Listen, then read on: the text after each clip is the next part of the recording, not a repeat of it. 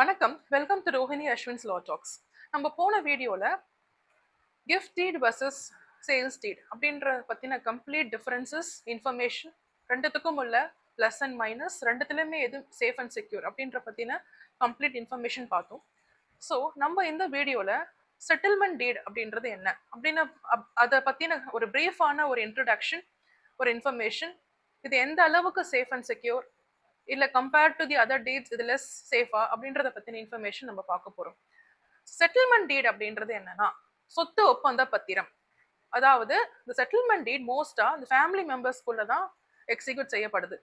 அதாவது ஒரு அப்பா தன் பசங்களுக்கு பேர்ல ஒரு சொத்து பரிமாற்றம் செய்யறாரு, ஒரு அம்மா கிட்ட இருந்து சொத்து டிரான்ஸ்ஃபர் ஆகி தன்னோட பசங்களுக்கு வருது அப்படின்னா இங்க மோஸ்ட் ஆஃப் தி டைம் வந்து செட்டில்மெண்ட் டீட் மூலியமா தான் அது எக்ஸிக்யூட் செய்யப்படுது. ஏன் most of the time settlement டீடை ப்ரிஃபர் பண்றாங்க அப்படின்னா இருக்காது, ஒரு அன்பின் அடிப்படையில டிரான்ஸ்ஃபர் செய்யப்படுறது தான் செட்டில்மெண்ட் டீட். மோர் ஓவர் ஒரு செட்டில்மெண்ட் டீட்ல நிறைய application clause, conditional clause mention செய்யப்படுது. ஸோ நீங்க அந்த பர்டிகுலர் கண்டிஷன்ஸை பூர்த்தி செய்யல அப்படின்னா இட் ஸ்டாண்ட்ஸ் ரிவோக். அதாவது உங்களுக்கு சொத்து எழுதி வச்சவங்க மூலியமா அது வந்து ரிவோக் செய்யப்படலாம். ஸோ இந்த மாதிரியான conditional clause, application clause include செய்யப்படுறதுனால செட்டில்மெண்ட் டீட் வந்து மோஸ்ட் காமனாக ஃபேமிலி மெம்பர்ஸ்க்கு உள்ள எக்ஸிக்யூட் செய்யப்படுது. ஸோ செட்டில்மெண்ட் டீடோட வகை என்ன அப்படின்னா செட்டில்மெண்ட் டீட் வந்து 4 வகைப்படும் மோஸ்ட்டாக பார்த்தீங்கன்னா. ஒன்று வந்து அப்சல்யூட் செட்டில்மெண்ட் டீட், கண்டிஷனல் செட்டில்மெண்ட் டீட், லைஃப் டைம் செட்டில்மெண்ட் டீட், அதுக்கப்புறமா சேரிட்டபிள் செட்டில்மெண்ட் டீட். ஸோ இந்த மாதிரி ப்ராடாக செட்டில்மெண்ட் டீடை கிளாஸிஃபை பண்ணியிருக்காங்க. ஸோ இந்த 4 வகையில் எது ரொம்ப சேஃப் அப்படின்னு பார்த்தீங்கன்னா அப்சல்யூட் செட்டில்மெண்ட் டீட். இந்த அப்சல்யூட் செட்டில்மெண்ட் டீட் ஏன் கம்ப்ளீட்டாக compared to the other deed வந்து other 3 types of settlement deed இது ஏன் ரொம்ப சேஃப் அப்படின்னு சொல்கிறேன் அப்படின்னா இந்த அப்சல்யூட் செட்டில்மெண்ட் டீட்ல எந்த வகையான கண்டிஷன்ஸும் ஆப்ளிகேஷன் கிளாஸும் மென்ஷன் செய்யப்படாது. ஸோ நீங்கள் ஒரு செட்டில்மெண்ட் டீட் மூலிமா உங்கள் பேரண்ட்ஸ் கிட்ட இருந்தோ இல்லை மற்ற ஃபேமிலி மெம்பர்ஸ் கிட்ட இருந்தோ நீங்கள் சொத்து எழுதி வாங்குறீங்க அப்படின்னா உங்கள் சைட்லேருந்து சேஃபாக இருக்கிறதுக்கு நீங்கள் அது அப்சல்யூட் செட்டில்மெண்ட் டீடாக இருக்குதா அப்படின்னு சொல்லிட்டு படித்து பார்க்க வேண்டியது ரொம்ப அவசியம். ஏன்னா ஒரு கண்டிஷனல் செட்டில்மெண்ட் டீட்ல கண்டிஷன்ஸ் கண்டிப்பாக இன்க்ளூட் செய்யப்பட்டிருக்கும். அந்த கண்டிஷன்ஸை நீங்கள் பூர்த்தி செய்யலைன்னா உங்களுக்கு சட்ட சிக்கல்கள் பின்னாடி வரும். ஆனால் ஒரு அப்சல்யூட் செட்டில்மெண்ட் டீட்ல எந்த வகையான ஒரு கண்டிஷன்ஸுமே அதில் இன்க்ளூட் செய்யப்பட்டிருக்காது. ஸோ ஒரு அப்சல்யூட் செட்டில்மெண்ட் டீட் மூலியமா நீங்கள் சொத்து பரிமாற்றம் செய்து வாங்கினீங்கன்னா நீங்கள் உங்கள் சைட்லேருந்து கம்பேரிட்டிவாக சேஃபாக இருக்கிறீங்கன்னு அர்த்தம். சரி, அப்சல்யூட் செட்டில்மெண்ட் டீடை ரிவோக் செய்ய முடியுமானா it is very rare, it can not be revoke so easily.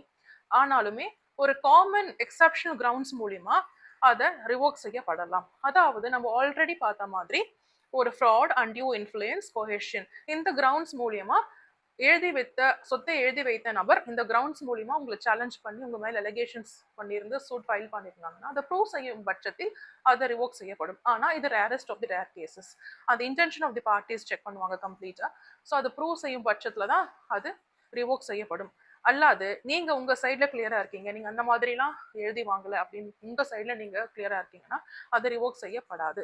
அந்த ப்ரூவ் செய்யப்பட்ட பட்சத்தில் மட்டும்தான் அது ரிவோக் செய்யப்படும்.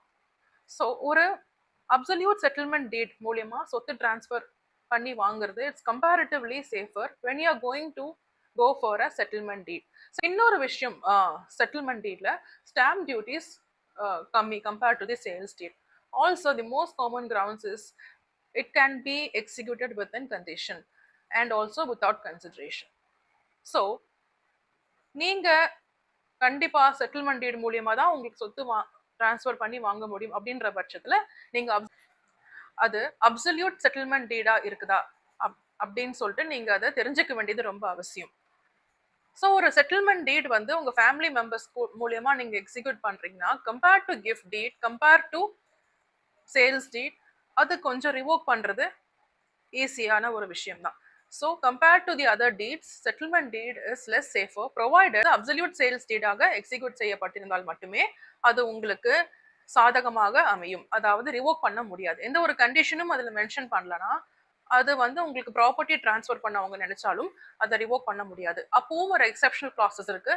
ஃப்ராட், கோஹெஷன், அன்டியூ இன்ஃப்ளூயன்ஸ், அவங்கள மிரட்டி நீங்க வாங்கியிருந்தீங்க அப்படின்னு அவங்க சேலஞ்ச் பண்ணாங்கன்னா அதை ப்ரூவ் பண்ற பட்சத்துல அது ரிவோக் செய்யப்படும். அப்படி இல்லாத பட்சத்துல எந்த ஒரு கண்டிஷன்ஸும் அதுல வந்து மென்ஷன் செய்யாத பட்சத்துல அதை வந்து அவங்களால ரிவோக் செய்ய முடியாது. ஸோ நீங்க செட்டில்மெண்ட் டீட் மூலியமா ப்ராப்பர்ட்டி டிரான்ஸ்ஃபரை எழுதி வாங்குறீங்க அப்படின்னா கண்டிப்பாக அது அப்சல்யூட் செட்டில்மெண்ட் டீடா இருந்தது அது அப்சல்யூட் செட்டில்மெண்ட் டீடான்றதை பார்த்து வெரிஃபை பண்ணுறது ரொம்ப அவசியம். ஃபுல் டாக்குமெண்ட்ஸும் படித்து பார்த்துட்டு ரிஜிஸ்ட்ரேஷன் செய்ய ஒத்துக்கோங்க. ஓகேங்களா?